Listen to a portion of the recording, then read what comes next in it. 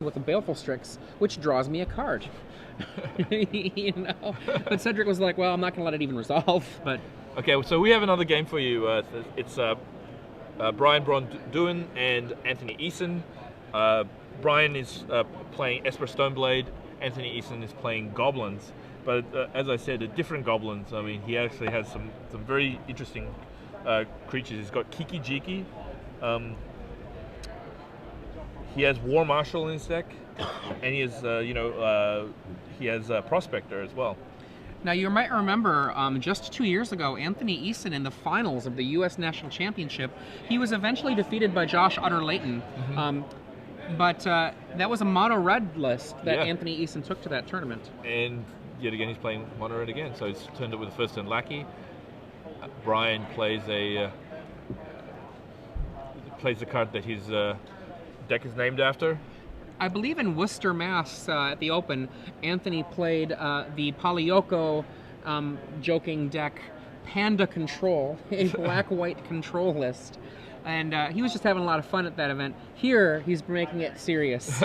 He's like, I've got my red list. That's what I'm going to do. I know red. I like red.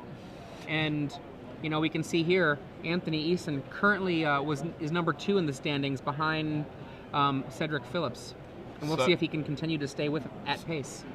So, Anthony Eason was willing to trade his Incinerator and Lackey for the first Mystic, but second he had Brian had a second Mystic. There are no answers that Anthony can bring to the table in game 1, but we are in game 2. So from the sideboard, it is possible that he could Pyrokinesis, but I would be a little surprised if that's in his deck after sideboard. Yeah, I would be surprised too. I mean, also if he had it in his hand, he probably would have used it to get his Lackey through, rather than like trade 2 cards for it. Yeah. Well, I mean, one and a cycle. I mean, he is not in a good shape, I think, right now. One thing I love seeing in Anthony's list here is the utter purity here. There are 0 main deck spells other than Aether Vial. It's all creatures all day. Brian gets to untap with his. Oh, Doctor. Oh, this game is looking pretty bad for Anthony. Brian's able to equip a Umuzoa's Jite, getting 2 counters on it, and killing, using one of the counters to kill that Lackey is dead. Now, Anthony Eason is several mana and several turns short of a scrapper. Yeah, he's done. packs it up. Like he knows he can't recover from another hit from the Jite, so decides to go back. Funnily enough, after sideboard, I really like favor the Esper Stoneblade deck. He has a lot of weapons. Oh, absolutely. He has Dark Blast, Zealous Persecution. He has Path Lingering to Souls. Exile. Yeah, Lingering Souls, Oblivion Ring, and actually he has 2 Humilities. I think Humility is one of those cards that like has a lot. I mean, Goblins is now kind of a utility creature deck, and turning all of them to 1/1s may really just kind of like nullify a lot of the power of that deck. Well, I mean, a humility for a deck like Esper Stoneblade, the cards that are its creatures, I mean, if it is going to trade a creature for a creature, it's probably going to be okay with that in general. On the other hand, for a deck like Goblins, it gains everything out of having those creatures be building each other up. Oh, one thing I just saw in Brian's deck, he has 2 main deck Engineered Plagues. That is incredible. Anthony beat that. Wow, that is incredible. So if he Engineered Plague, for people who weren't playing kind of like back then, it's black and 2 enchantment. When it comes into play, name a creature type, and creatures of that type get -1/-1. Yeah. So that is so brutal against like the 1/1s of the Goblin deck. Now, a card like Curse of Death's Hold, that gets all creatures. The cheaper version, the original version, you have to choose one type and get them. As it turns out, the one type is basically the same as Curse of Death Hold for Anthony, because he doesn't have anything that is not a Goblin. Now that's actually a really bold choice to be playing Engineered Plague, because a lot of decks, it's not going to really do much against them at all. And then he's running 2 of them main. Against the decks that are trying to gain certain kinds of card advantage, you might name Wizard, but if you name Wizard, Braun Duin, he is playing a ton of Wizards. And they would all die to his own Engineered Plague. So this is something that is particularly focused, I think, on a set of cards. So, for example, Elves, Goblins, Humans from some decks. Yeah, Merfolk. Yeah, Merfolk. And by, like, let's say you're playing against Maverick, you might be able to just knock out all of the mana. Sure. So it does look like Brian is basically going for some like very, very powerful situations. I mean, he's obviously Stoneforge Mystic and search up Jitte and Batterskull. He's got the Plagues against certain matchups. He's got 3 Jace the Mind Sculptor, basically, which gives him a lot of range versus the control decks. Yep. Yeah, that I'm just still awestruck by those Engineered Plagues main. I saw Engineered and I just thought explosives, which I'm like, that's fine. Plague. I really thought they were explosives as well. And we see a Cavern of Souls Goblin Lackey. Brian's probably super annoyed that he didn't win game 1, actually, because, like, you know, that's what the card's there for. I mean, if you don't get to get that free win, you've got to be annoyed sometimes. For those of you who are just joining us, this is round 10 of the Star City Games Invitational in Atlanta, Georgia. I'm Adrian Sullivan here with the Ben Sec. You can see on the left Braun Duin playing Esper Stoneblade. He's Inquisitioning on his turn 1. And on the right, Anthony Eason shows his hand of Red Elemental Blast, Goblin Lackey, Goblin Incinerator, Rishadan Port with a Goblin Lackey in play. Yeah. The clock currently with 6 minutes left, that is the current time left in this match. So I think the Inquisition's probably going to go to the Incinerator because I don't think the Red Blast is that good. I didn't see Brian's hand, but it didn't seem that it was like too good. So it takes the Incinerator because really what he's worried about is like him drawing more creatures. And he drew a Wasteland. I'm surprised he actually played the Wasteland. The port rather than wasting, but I guess he's seen it. He's going for efficiency here, you know. He puts that port down, gets the mana. Well, it's the same difference, really. Yeah. But now with that Wasteland, he's able to keep Brian down to 1 mana for a few turns. It'll be quasi-0 mana. Now this is a 4 Wasteland 4 port. We haven't seen 4 Wasteland 4 port in a while. And that's actually one thing Goblins was fairly well known for in Legacy, because it had Lackey and Vial. It was able to use its land like very efficiently to suppress other decks' mana bases. That was basically one of the big advantages of playing this deck. And now we see Anthony says go, upkeep, tap your land. Keeping him off.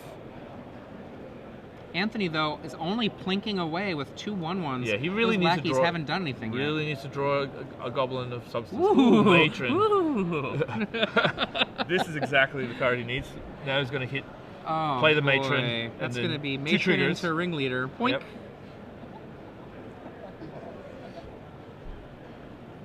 Gets the Ringleader. That's the great thing about Goblins, as I've said before. I mean, there's so many like powerful draws you can have as long as you have like a way of getting your creatures out. So we have a Demonic Tutor Goblin.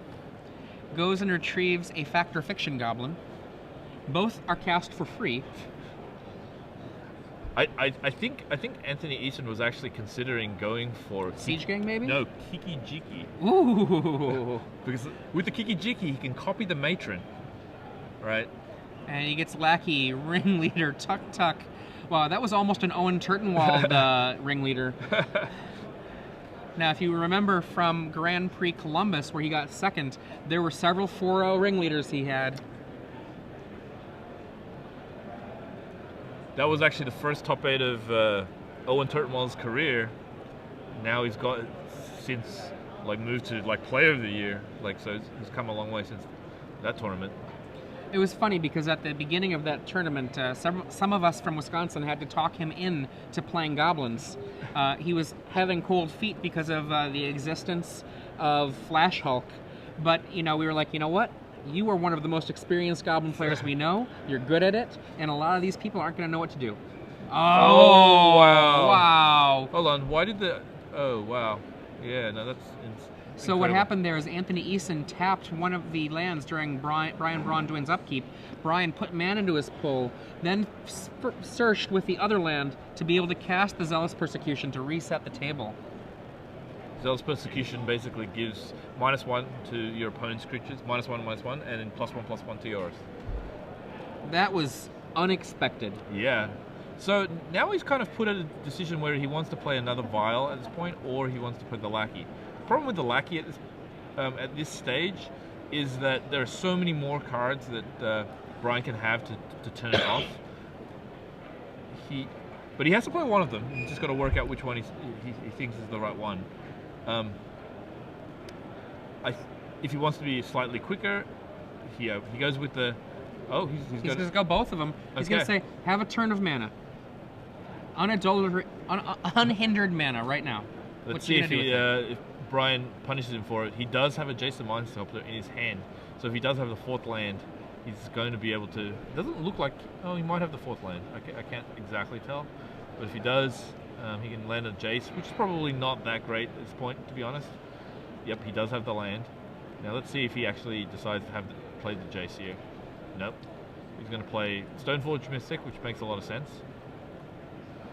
Umezawa's Jite. Yep. Jite. Now remember, there is a Scrapper in Anthony Eason's hand. Yes. So if he plays the Jite... he can get one good use out of it. No, the Scrapper could come down next turn. But he can still get one good use out of it. He can hold it in his hand. Oh, yeah, sure. He doesn't want to put it into play directly. He wants to put it into play and equip it in one fell swoop. Okay. Land for the Ringleader? Oh, there it is. Lead some rings. Now, so the problem now for Anthony is that he knows the Jite is likely to hit next turn. I think you just have to let it, and because you can't hang back on your port right now. You have to press into your own cards. Yeah, I think I agree with that. He might be considering whether or not Daze or some other card like that could stop a Ringleader, whether it's worth tapping out. Yeah, that's true. As it turns out, BBD does not have a Daze in his deck. I think he might be going for the Ringleader right here. Looks like it. He does have that Cavern of Souls on Goblins. I was forgetting about it because the Rishadan port with the altered art was distracting me. So I think he's going to cast another Ringleader. Boom. Hoping for... Land. That is a 0-hit Ringleader. Wow, that is a huge deal. Like missing completely there. Like he needed to just get like something going here. On a positive note, at least he doesn't have 4 lands on top of his library now. True. No, that is true. In they come, and the Lackey gets blocked. I think he's kind of given up on the Lackey, so he wanted to try and get some damage through. I don't like it. Because I think he would have not blocked regardless. I think he would have not blocked regardless too. Yeah, so... And now it's actually worth Braun Duin's while to go cast the Jit, equip the Jite,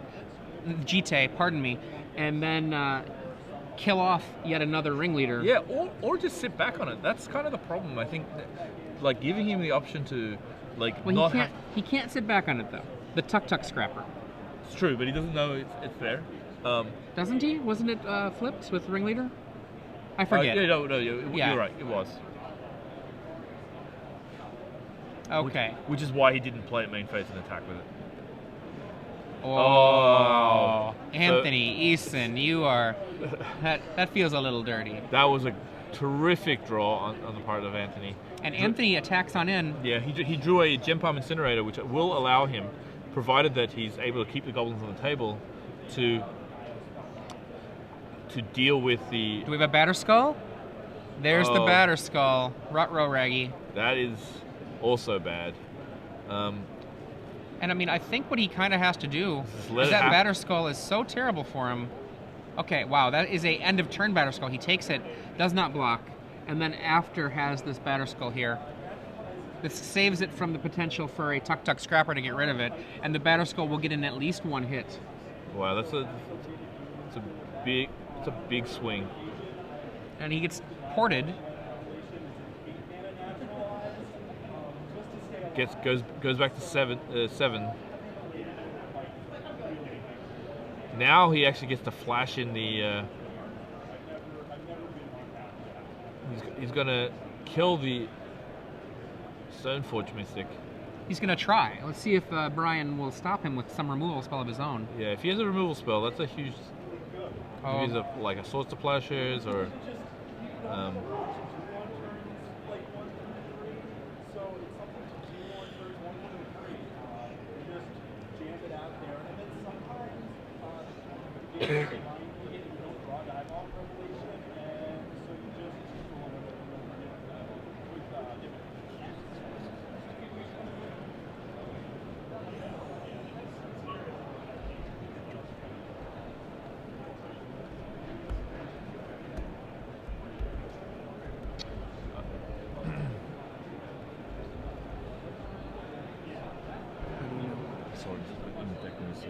For those of you who are just joining us, I'm Adrian Sullivan here with Ben Seck. You can see on the right Brian, Braun, Duin with Esper Stoneblade, and on the left, and on the right Anthony Eason with Goblins.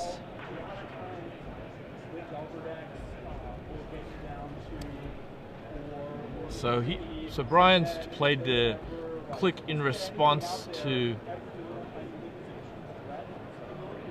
the Incinerator. He's gonna get rid of the tuk-tuk, which will allow the Batterskull to live. This is not looking good for Anthony because that Batterskull needed to go.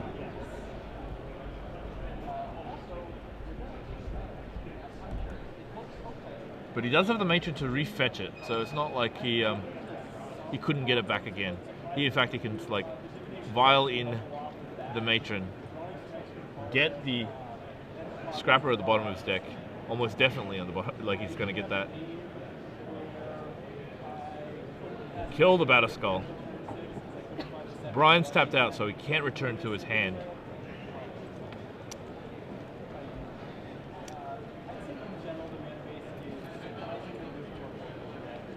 So now, Brian's at 6.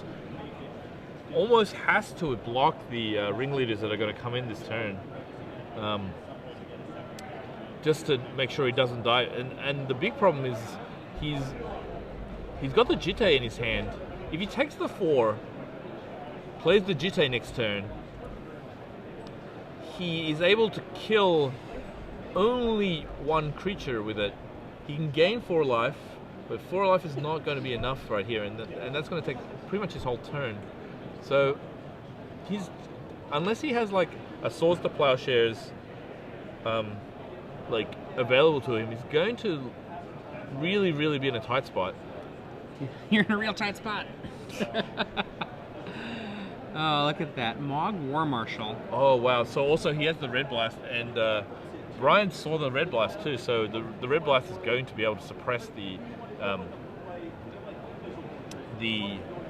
click if Anthony wants to kill it pre-combat to make sure he gets him down to 2.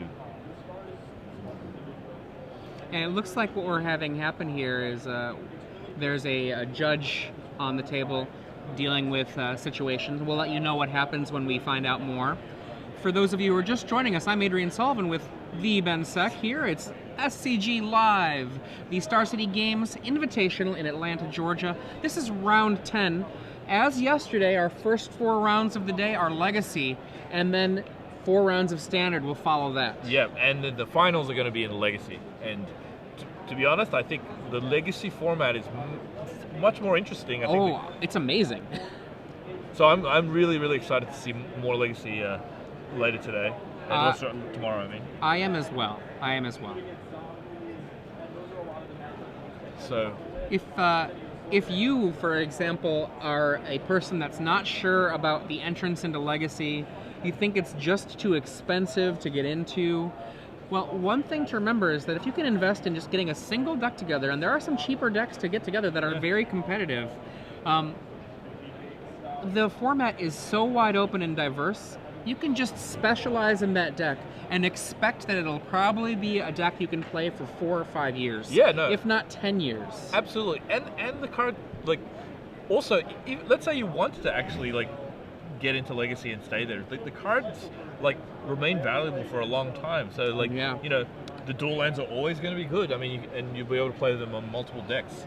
And I think that there's such a wide variety of Legacy decks, you'll be able to find something of your style. Yeah. What are the non-standard Legacy decks?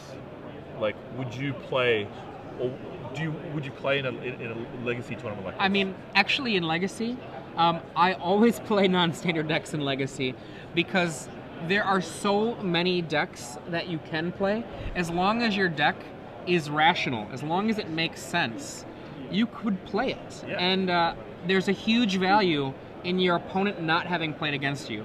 So right now in Legacy, I'm playing my old Baron deck, which I've been playing since, as Cedric Phillips joked with me one day, "How long have you been playing that deck, Adrian?" Well, I've been playing it since 1997. And you know what? Like, I've qualified for the Pro Tour with it numerous times. I've won other events with it. I love the deck, and that's what I'm playing in Legacy right now. And that, for those of you who don't know what the Baron is, it used to be blue-green, but then eventually a card called Pernicious Deed was printed, and it's basically very similar to Bug Control, but it runs Gaia's Blessing and some other cards that are kind of very Adrian Sullivan staples. Yeah, that'd be what I would play, though I'm also super psyched about land tax, and I have a green-white prison list that I've been working on for a while. It's basically a tax rack deck. What about you? What kind of craziness would you play? So, back in the day, I used to play a lot of Enchantress. I love Enchantress. Actually, very recently, Andrew Cuneo basically has been kind of putting forward a Enchantress deck. He made top 8 of the Magic Online Championship Series with it. Basically locks his opponent with Words of Wisdom? Words of Wind. Wind, that's what I meant to say. Yeah, Words of Wind. Basically just keeps on drawing cards with the Argothian Enchantress or Enchantress Presence, and then making them return all their like permanents to hand, while making sure that he doesn't lose it. I actually think that if you're playing Enchantress and you're not playing Words of Wind, you're doing it wrong. And I've thought that for probably about, 10 years. When did Words of Wind get printed? 2003, I think. So Words of Wind, for those who don't know, is enchantment, blue and 2, and basically you can pay 1 and you can skip the next draw you would have, and both players return a permanent to their hand. So what that basically sets up is it allows the Enchantress player to return an enchantment back to their hand, which is great because it lets them draw another card from their Enchantress effects. But it more or less forces the opponent to lose a permanent, and with enough mana, and it's really easy to get a lot of mana with Serra's Sanctum and things like that, you're basically able to return 5, 6, 7 permanents, sometimes infinite amount of permanents per cycle, and then once you have it, you're able to keep them down to that. So, for those of you who are wondering why we're talking about Enchantress and Words of Wisdom when there are neither of those decks in play, we're waiting on a judge ruling on this match in progress. And so, right now, we're kind of just having fun talking about how awesome Legacy is. And it looks like Braun, Duin, the situation here is there might be a deck registration error. If there is a deck registration error, this is actually a fairly fortunate time for it to be caught, because it looked like he was going down. Yeah. And it's going to be, if it is a deck registration error, one of 2 resolutions, most likely a game loss. But the other kind of resolution that happens is it's possible to have it be a registration error that's corrected. But either way, if Braun Duin is in fact losing this game, how fortunate for him that this is the moment that he gets a game loss rather than a game that he's winning. Yeah. I know that I have gotten more than a few deck reg errors in my time, and somewhere around 2001, I had a deck reg error at a side event at Worlds. I had dropped from Worlds and I was playing in a side, and it was one of those moments where I was like, I was just about to make the top 8 of this $2,000 tournament. Yeah, no, I mean, it really is, it's funny. I mean, I also have been playing tournaments for a long time. I still make this mistake of, like, writing my deck list the last possible second, because, like, just in case I need to do some tweaks. And you, right? you see this, like, tons of players, basically, they're just, like, hastily scribbling on decks, and they're often making, like, every tournament, nearly every tournament has deck registration errors. So yep. Well, it's funny because I was playing at another event and I missed the top 8 of Pro Tour qualifier. This was maybe about a year and a half ago, and I registered a card. I can't even remember what the card was that I registered in terms of the English words that I wrote down, because whatever I wrote down, it wasn't a Magic card. Like, I wrote down 2 words that weren't a Magic card because my brain just kind of did some sort of weird contortion, and I wrote down something that was like, let's just say, I don't know, blue curtain. Obviously, I wouldn't write down blue curtain, but something where it was like, that's not a Magic card. No top 8 for me that day. So we're back here at the Star City Games Invitational in Atlanta. I'm Ben Seck. This is Adrian Sullivan. Hello, hello. We are halfway through the remaining Legacy rounds on day 2. Yep. So we're 2 rounds into that. We've had 10 rounds total so far. The top 8 is going to be Legacy, which would so exciting to me. Now, we mentioned earlier that there were 11 different archetypes that were undefeated at day 1 in Legacy. Well, the thing about this is, with these 11 different archetypes, since this is a multi-format tournament, it's totally possible that when we get to our top 8, it might actually include decks that weren't in that undefeated group very, very, very reasonably. You can easily go 3-1 or 3-0-1 or even 2-0, or sorry, 2-2, and still push forward and make it through. And let's see what the resolution of this situation is going to be. It looks like we're going back to the game in progress. Braun, Duin on the left, Anthony Eason on the right. Esper Stoneblade in a rough situation here. Vendilion Click facing down an army of little red men, little green men if you prefer. So he's, like, Anthony's actually just red blasted the Click, attacked Braun down to 2. Really hasn't really given him much choice. We're probably going to just finish the game right now. Jitte is no good right here. He's facing down an army of small creatures. Okay, and it looks as though the resolution of this, the head judge has said, continue on, you know, we can correct this, and the handshake shows up a turn later. I actually think this was a very lucky thing for Braun Duin for this to happen, because since he was about to lose anyway, this means that a loss